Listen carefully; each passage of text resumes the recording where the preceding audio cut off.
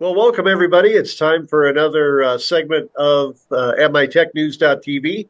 And we have with us today the president of Lawrence Technological University, Dr. Tarek Sobh. And I wanted to talk to Dr. Soap today, Mike and I did, about sort of the highlights. It's a good time of year to do this. It's the end of the year. And I wanted to ask Dr. Soap, what do you think were the highlights of the year here at Lawrence Tech? So welcome, first of all, to the program, and let's talk about the highlights. Absolutely. Thank you, Matt and Mike, for the opportunity. And happy holidays, Merry Christmas, and a Happy New Year to both of you. Thank you. It's a wonderful, as always, it's a wonderful time of the year to reflect, of course. We're always reminded of LTU's legacy of excellence, which is really not only rooted in our history, but really in the ever-evolving vision that we share as a community here on campus. Of course, we are all about the students. So most of the transformative events and or accomplishments that have happened last year are in many ways student centric. So let me start with the fun part first. We won another national championship in athletics, which is always a wonderful thing to celebrate. So we won one more national championship in men's hockey this year, which is quite a feat for us, and we're very pleased. We also won three conference championships. Our student athletes are breaking records in the classroom and on the field. We have three conference championships in men's volleyball, men's golf, and of course, women's lacrosse. And we have two national runner-ups, our men's bowling team and our women's lacrosse again made it all the way to the finals game. So that's pretty cool. Obviously, as the CEO of the institution, which I did not know till last year when we won our first two national championships in women's lacrosse and men's bowling, the CEO actually gets a ring. So it was pretty cool having, a athletics college championship ring. But of course, in addition to this, we are very pleased that we have added new doctoral programs. So amongst the headlines and the highlights of the year is the fact that now Lawrence Tech is home to 7 doctoral degree programs, and that's up from 2 only 3 years ago. And the programs that we have added recently include a doctoral degree in health sciences with a focus on medical technologies and health technologies. We've added a very innovative and exciting interdisciplinary PhD program in design and simulation, which will be a collaborative research and development effort amongst all of the 5 colleges at Lawrence Tech. So you will find research topics and dissertations and R&D activities in areas like, for example, design of healthcare facilities as a joint research project between the College of Health Sciences and our College of Architecture and Design. You'll be seeing exciting projects in areas like artificial intelligence applications in management and business analytics as a collaboration between our computer science department and the College of Arts and Sciences and the College of Business and IT, and so on and so forth. We also added new degree programs at the PhD level in electrical and computer engineering, and also a new degree program at the PhD level in computer science. We also are going through a revival of our a revamp of our doctoral degree in business administration with a focus on fintech and business tech, financial technologies and business technologies in areas like algorithmic trading, business analytics, AI applications in management, cybersecurity, and such. We are growing our research portfolio very significantly, and that's something we're very proud of. Our total incoming funding from research grants, institutional grants, industry-sponsored research last year has been close to actually $10 million. Excuse me, which is quite a feat for Lawrence Tech and really shows exponential growth in research. Of note within research and development are the incredible progress happening in our Centropolis accelerator at Lawrence Tech.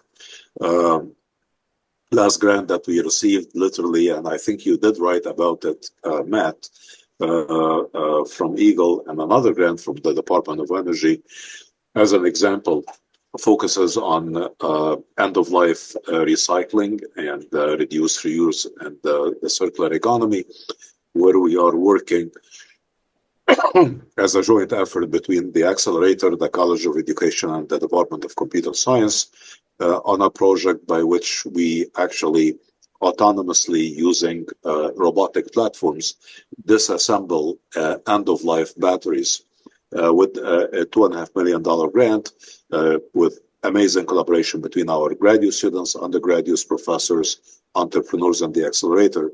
And that grant, as an example, is really proposing that the mine of the future for raw materials, including rare metals and such, is not really the mines that we dig under the earth to get to. The mine of the future is the world that we live in, right? And the proposition really is to take all of the recycled material from human waste in general and being able to, not manually, because that's incredibly burdensome, but autonomously using robotic devices and very involved sensors, being able to look at things like old computers and old cell phones and old batteries and old devices and plastic based products and others, and be able to autonomously understand them, recognize them, and actually disassemble them using these autonomous robotic devices into their original raw materials for reusage. So we always have the statement, the mine of the future is the city that we live in, right? Because one of the more interesting grants I heard of recently, and I know this fits in with your desire to make things as interdisciplinary as possible. It involves robotics and our College of Architecture and Design, where they're going to take low-value waste glass and turn it into high-end architectural tiles. Absolutely. I thought that was really interesting.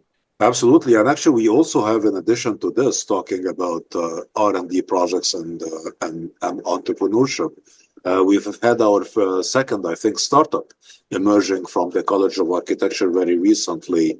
And the specialization is going to be in the area of 3D manufacturing, 3D printing of structures and houses. And that's something that we're really looking forward to expanding, of course, in the community. Another, area in which we're very proud to have shown progress in during the last calendar year is our philanthropy and alumni engagement. We've had our first, our inaugural fundraising gala actually last May, as you recall, which was able to bring in several hundred thousands of dollars contributions towards student scholarships. And in general, we're seeing our alumni really stepping up and helping the new generation by providing very significant philanthropic support, and mostly in the form of student scholarships. Last year, we have been able to generate approximately $6.6 million of philanthropic contributions from our great supporters and primarily alumni and friends towards student scholarships going forward, which really are making a huge difference in the lives of our students and their families and their communities. So that's another growth area that we are very proud of. The unwavering generosity of our donors really has reached extraordinary new heights during the last year.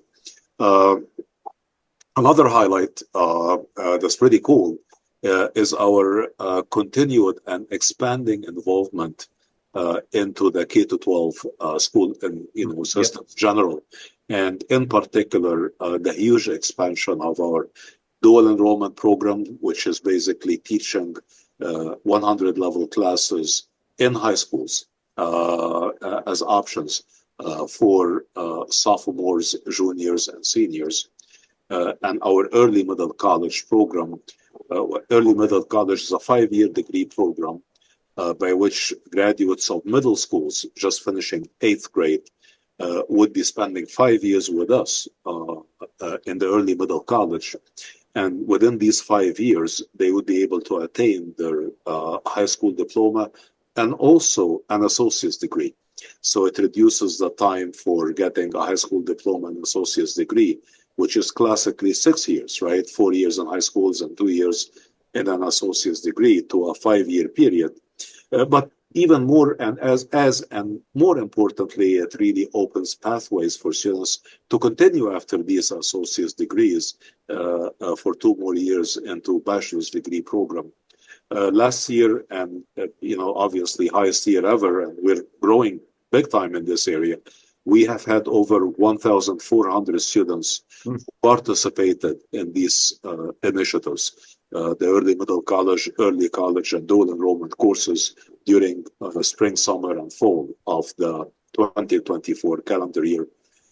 These are really transformative. I mean, many of these students, particularly from the socioeconomically disadvantaged school districts, really are provided with an incredible experience, during these programs, and are able to see for themselves that college is a very real possibility, and it's a very doable proposition.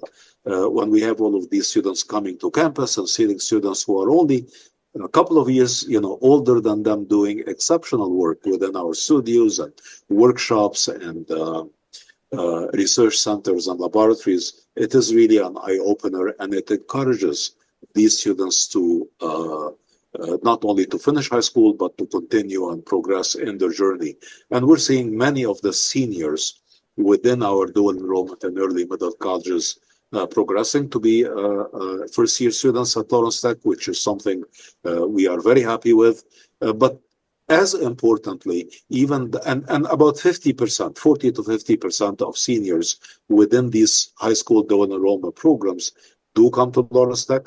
But the exciting statistic really on top of that is that 80% of the remaining 50%, meaning 40 other percent, end up in higher education period. And this is pretty impressive. And really it's a life-changing opportunity.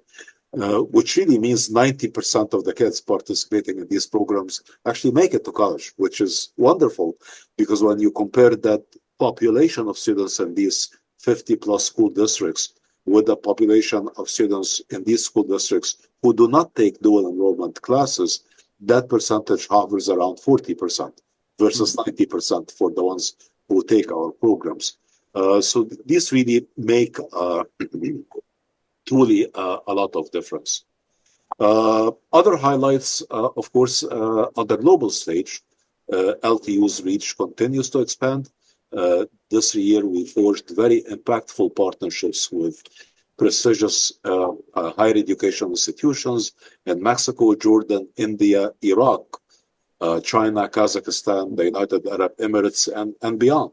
And these are, and Egypt, actually. And actually, these very tight relationships is not about only recruiting international students. It's much more rich than that. These relationships include joint faculty research between faculty in these institutions and LTU faculty. It includes summer programming and camps for international students to come here. It includes exchange opportunities for LTU students to go and spend time in these institutions. Just recently, we had several students from COED, from our College of Architecture and Design, joined 2 faculty members, and they went to spend a few weeks in within the gaming program in a university in the north coast of Egypt, which was very exciting. And last summer, we had 50 students coming internationally, joining us for our summer camps. So these are really very measured and intentional steps to really on the path to making Lawrence Tech truly a global institution that we're proud of. It's making a difference and really affirms Lawrence Technological University's role as a globally connected university, committing to advancing educational research endeavors on a worldwide scale. Uh, um, Again, our work is noted, and that's something we are happy about. I think our reach in the region and the acceptance and the knowledge and the engagement of our colleagues from industry and the community at large in our Lawrence Tech activities has been expanding very significantly.